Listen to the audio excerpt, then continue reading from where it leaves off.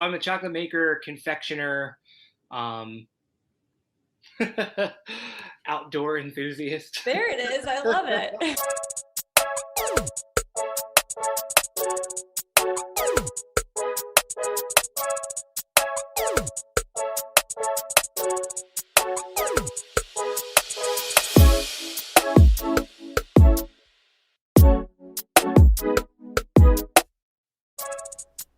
Matt Dixon is a Washington, D.C. based chocolate maker with a passion for socioeconomic stability in the cacao industry.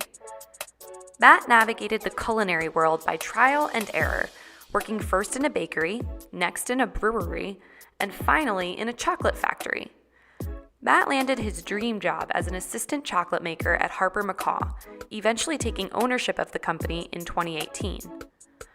Founded on the idea that a good thing should do good for the world, Harper Macaw seeks to promote stability in the world of chocolate making. Through its responsible business practices, Harper Macaw supports sustainable agroforestry, environmental protection, and socioeconomic development for farmers in regions whose economies rely on cacao. Harper Macaw's practices can serve and uplift not only farmers, but entire communities, making economic development a reality and not just an idea in a world of pure imagination. I'm Victoria Principato, and this is Yuptown. I was really into food, like I mentioned before, as my whole life, and I was kind of didn't see it as a career option. Really? I'd originally tried to go into architecture. There were Really? some other more like artistic things. I thought about doing photography, Wow. um, And so and you kind of so had to like test out those different fields until you finally were like, how about culinary? Who kind of made that point for you?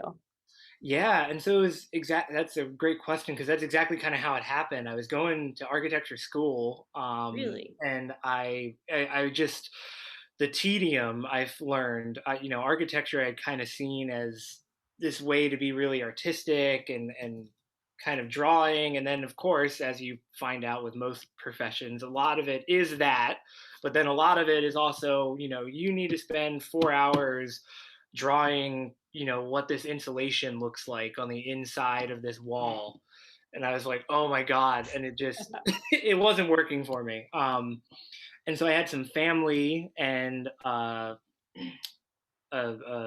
girlfriend at the time, who's now coincidentally my wife, um, tell me, like, like, you really like cooking, maybe are you sure you don't want to give that a shot? And I was like, I don't know. And so I finally decided, like, okay, let me take some classes, at the community college. So then from community college, you went to the Culinary Institute of America. And how long were you in school there? And what was that 2 years there. Wow. The application process was way more intense. Mhm. They required that you have, at that time, and they've adjusted it now. They've actually dropped the requirements a lot. But at Really? that time, you had to have a year of experience in the Wow. kitchen, and you had to have two recommendations from um, food professionals. Got in, which is a huge deal, and Yeah. it's 2 years and it's nonstop. So Yeah, is that kind of where you found your footing in the confectionery space? yeah. The classes that I really clicked with there were the breads course, and the chocolates and confection course. That sounds like the best kind of course anyone could ever take. I'm so jealous. Yeah, it's hard to complain, and it's also like it's funny too because it's still school and it's hard and it's 8 hour classes. You're there Yeah. all day.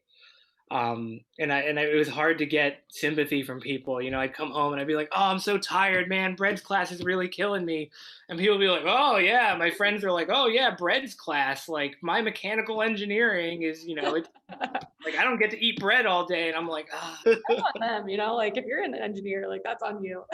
Yeah, exactly. I was like, "That's your choice, man. You could have gone to bread's class." Like, And how did you find your way to Harper Macaw?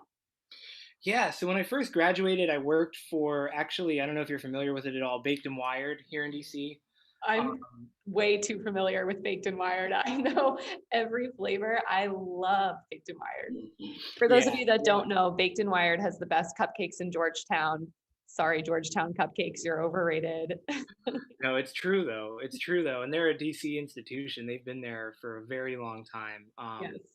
But over my internship, I had made friends with a guy who later became the head bread baker for Baked and Wired as they were Wow. opening their new location, a bake joint, which is a primarily sort of a breads focused Yeah. um, bakery. And so I graduated and I went to work with him doing the breads program right before they opened a bake joint. And I kind of bounced from there. I worked for a cafe for a little while in Hyattsville, and then I went to work for a brewery. Home Ooh. brewing was a big passion of mine, and it was kind of one of my amalgamous business ideas. Was maybe I'd do something with brewing. And so I wanted to get experience in a craft brewery. So I worked for a craft brewery in Rockville for about a year. Which craft Um, brewery? it's called Seven Locks. Yeah. So the head brewer at Seven Locks at the time was Colin's brother, Okay, and cool. they had just opened Harper Macaw while I was working at the brewery, Mhm. and me and the head brewer had gotten to be friends and had been talking about food and all kinds of stuff and my history, and he eventually said, hey, my brother just opened this chocolate factory, you should go check it out. And kind of met them and was blown away by what they were doing and the factory and everything about Harper Macaw, the packaging, everything. And I was like, okay, this is cool. Um, so I jumped ship at the brewery and ended up at Harper Macaw, and that's kind of the crazy how I got there. That's amazing. So you've been there for 4 years now, and you started out as the head chocolatier, and you are the head chocolatier now, but now you're also an owner, which is such a cool progression. Yeah, and I actually started out as a chocolate making assistant. We had a different head Wow. chocolate maker when I started, so I was just kind of in production. And then when that head chocolate maker left, is when I was able to be promoted to head chocolate maker. Matt eventually advanced from head chocolate maker to owner of Harper Macaw when the company's founders decided it was time to sell the company in 2018.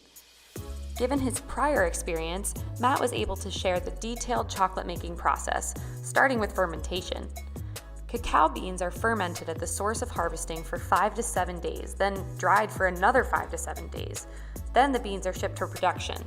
Next, the beans are cleaned, roasted, winnowed, ground, refined, conched, tempered, molded, and cooled.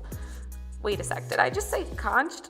I learned that it's basically an extended heating and mixing process to develop the chocolate's flavor. And although I'd consider myself a chocolate enthusiast, after speaking with Matt, I found there's so much that I still don't know. Starting with, what's the difference between cocoa and cacao? Yeah, cocoa is that term is difficult because it's used to describe a bunch of different stuff. Mm. It's used to describe like cocoa powder, which is a product made from cacao beans. It's also used to describe the beans. It's often called cocoa beans. Sometimes even within like the same company or same manufacturer, they will refer to cocoa as like the lower quality stuff, and then cacao as the higher quality product. So there's the terminology can be kind of confusing. Yeah, and the industry is trying to push towards, especially the craft chocolate industry is trying to push away from using cocoa as a terminology because that term is more commonly used in like the really really large scale. I like to jokingly call them the evil empire of chocolate, but like your Hershey's and your Mars and your Nestle's and your big guys, they typically refer to it only as cocoa. Yeah, and for someone as specialized as you, I'm sure that you can't even call Hershey's chocolate. No, and not to bash Hershey's, but I always like to tell the people this little fact is that Hershey's illegally, according to the FDA, in order to call a product chocolate, it has to contain like 10% actual cocoa beans, like from the plant. And I think Hershey contains like 10.2 Oh or my something. gosh. So they're They're just barely scraping by on yeah, they're those like right bars. on the line. Is. So then I know that there are several differences between a Harper Macaw chocolate bar and a Hershey chocolate bar. So if you had two side by side, what would the differences be right off the bat for the average chocolate lover? Yeah, well, I think right off the bat, you're gonna find that the taste is extremely different. and it's our the flavor of our bar is going to be way more intense. If you're used to Hershey's and that's all you've ever had, there's not a lot of real chocolate in it. Yeah. Um, we get that a lot with customers who are trying our chocolate for the first time, or maybe haven't had, and this is their first time trying craft chocolate ever. They're kind of like, whoa. If you imagine in like the beer world, it's like going from like Coors Light to drinking an IPA, and you're like, oh, holy, like, whoa, what is this? We get a lot of people too that are like, oh, wow, like this is amazing, like this is so much better than this, like, and or people that like then try to go back, even if they were like shocked and like, I don't know if I like this, they'll go back to Hershey's and be like, this just tastes bad, like, oh no, and then they go back to our bar and they're like, oh, like this is so much okay. At first the flavor was so intense, but now I get it, like this is so much better. Would you mind telling us a little bit more about Harper Macaw's mission and vision and what principles it was founded on? Yeah, absolutely. So it was founded on the idea that you can make chocolate a force for good in the world, and specifically sustainable agroforestry and environmental change, as well as socioeconomic change for the cacao farmers, and people in cacao growing regions in general. Um, and basically, we try to do that. It's kind of two pronged. We try and do that by our sourcing methods and the price that we pay for the cacao, and the basically our all of our materials and all of our other ingredients are all fall into that. So all of our packaging is biodegradable and compostable. Um, all we use, well sourced sugar, the milk powder, everything from top to bottom. We try to follow that mission as best we can. Um, And primarily, you source primarily from Brazil, right? Yes, that is correct. We've branched out into sourcing from some other places. We now also source from the Dominican Republic, Wow. as well as Guatemala. We have a Guatemalan origin that we carry now, and still Brazil, of course. Can you tell us a little bit more about the Brazilian cocoa economy in particular? Because I just remember hearing a story about the witch's broom outbreak in the Yes. 1990s, right? Yes, yeah. So Brazil, at before previous to that time, Brazil was the number three producer and exporter of cacao in the world. Wow. And Um, today they're six or seven? no, today they're like 15, like 13 or 15 or something like that. Wow. Yeah. And Witch's Broom was a huge blight, and you can read all kinds of really amazing stories, and there's kind of some controversy and conspiracy theories. Part of it looks like, and this might actually be partly true, is that it was an act of bioterrorism, So that was done. for anyone who's listening, the witch's broom is a fungus that attacks cacao plants, right? Yes, yeah, it's a fungus that rots the pod from the inside. But Brazil still struggles with this. There's a lot of socioeconomic inequality in Brazil, and so a lot of the cacao farmers were owned or operated by these kind of like fat cat industrialists, who didn't care about the working conditions, who were making millions of dollars but paying the farmers, pennies. And so it looks like that some of the reason that Witch's Broom spread as bad as it did is there was a couple of these like union groups, workers groups, that decided, well, we're going to take down the farms. You're not going to pay us. We're going to take away your your financials. But unfortunately, the weather and the conditions, and that this is a naturally occurring problem, it just spread like wildfire. Oh my And it goodness. was kind of like a perfect storm of these guys brought the witch's broom to some places and kind of triggered this domino effect. And I want to say it was like 90 or 95% of all of the cacao farms in Brazil were Goodness. decimated by this. Mhm. um, even farms that were privately owned were not intended to be part of this kind of industrialist coup that happened. um, and it devastated Brazil's economy. um, and it took them many years to recover. And part of that recovery was a breeding program. Yeah. Yeah, CCN 51. CCN 51. Okay, got Yeah, it. I have yeah. And so that is a witch's broom resistant breed of cacao that was engineered by the Brazilian government and the U.S. I want to say the USDA and some other government agricultural programs to help save Brazil from this blight. And it did. But unfortunately, CCN 51 doesn't have good flavor issues. It is resistant to the fungus, but it's not great for making chocolate. And it's not great for making other cacao products. And so Brazil then got a bad reputation for Oh, having bad cocoa, having cacao that doesn't taste good. It's not good. It's not quality cacao. So they started planting better varietals or varietals that were crossbred with the CCN 51 so that they had the resistance, but were also an improvement in flavor and quality. Um, and so Brazil has a huge internal market for cacao products and the pulp, and there's a bunch of other stuff that they use it for that we don't hear. That's also really delicious. And so most of their cacao, still to this day, is internal. It's oh, sold internally within Brazil. Very little of it is exported. That's one of our biggest challenges is getting beans out of Brazil and here. There's just not a huge market. Like so, the Guatemalan beans that we get and the Dominican beans that we get. Guatemalan, we go through a sustainable third-party sourcer called Uncommon.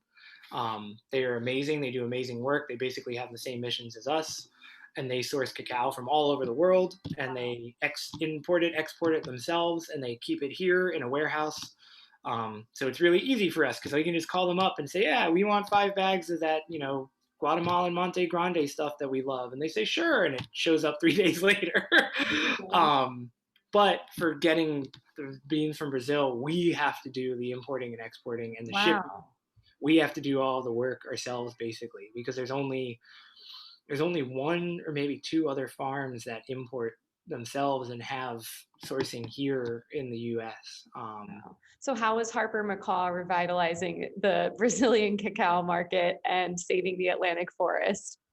Yeah, so we're trying to get the word out about Brazilian cacao, and we've actually been trying to work with and sort of push those third-party importers to say like, hey, can we work together and go down to Brazil and get some Brazilian farms on your list that you're bringing in, so that it's not just us, it's other chocolate makers that will now have access to this Yeah. cacao and basically getting the word out about Brazilian cacao. And we when we can, the last couple of years we unfortunately haven't been able to just because of the change in the company and now COVID. But when we can, we donate a portion of our profits to rainforest conservancies in Brazil, specifically in the Atlantic rainforest. The big one that we work with is Reserva Santa Bonita, which they're amazing. And I want to say in 2018, we were able to buy back 60 acres of land into that reserve. Wow. Um, yeah, yeah. And is that where the cacao is produced or? It's very close. There's Okay. not any farms within the reserve, Okay. but there are within the region where the reserve is. Um, yeah, That's incredible. yeah, we're pretty happy about it. And again, to talk about the socioeconomic side of it, is Yes. we pay way more than what the commodity price is, because like coffee, chocolate is traded in the stock market and in the commodities market, which is also kind of weird. Yeah.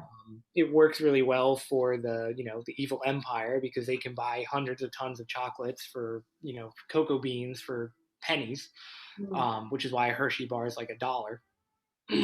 um, but we pay 8 times that typically and sometimes more, directly to the farmer. So the Wow. farmer is getting all of that. They're getting a living wage. They're Yeah. getting actually compensated for their very, very hard and laborious work. And it leads them to be able to do things like improve their farm, improve their lives, and add stuff to their towns that is important. Right. Schools, better water treatment, electricity, all these kinds of things. that are really important. We try to do it that way too, so that it puts the power in their hands, that they have a choice. Yeah. We don't, it can be just as damaging to be that person or company who goes in and says, oh well, this is what you need. I'm going to give you all this money, but you can only do, I think you need a school and this is all you can do with it. And maybe the people are like, well, we don't want a school, we need water first, or like we need these other things. So we try to pay it directly to them so that Right. And to empower that individual to then empower their community. yeah. That's incredible. So, one tough question though, do you ever feel like your mission sometimes can be in conflict with being profitable because you're paying such high rates? Yes. Yeah. And it's actually very hard. We have to make major sacrifices, sometimes in terms of either that profitability and just generally what like Samuel and myself are able to pay ourselves. And as well as like sometimes we have to sacrifice like the mission a little bit. It's also convincing people. Again, that's one of the hardest things that we deal with, even with the chocolate bars. Because people are used to chocolate being $1 or $2. And so when they come to us and they say, "Oh, this is a $9 chocolate bar, or this is a $12 chocolate bar," they're like, "Whoa, like that's crazy! I'm not paying $12 for chocolate." And so then we have to kind of step into that educational side of things and say exactly that. Like, look, this is really well sourced. You're actually paying for maybe 3 cents when you buy a Hershey bar. You're paying for 3 cents of chocolate, and the rest of that is waxes and sugar and paraffins. And you're also paying a company who is keeping all the wealth and all the profit for themselves. And again, one of the biggest challenges is changing that perception. And especially we found in the U.S. because the U.S. has been so used to cheap and plentiful for so long. People don't like it.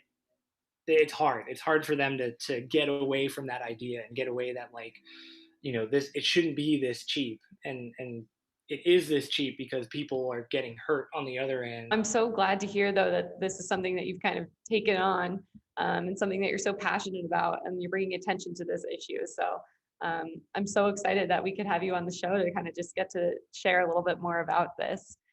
Yeah, absolutely. And Sure. I want to say thank you too for having me. I really appreciate it. And Yeah. I think that's part of what we try to do is get the word out for this. So every chance I get to talk to somebody about what we do and tell those stories, it's really great. So thank you.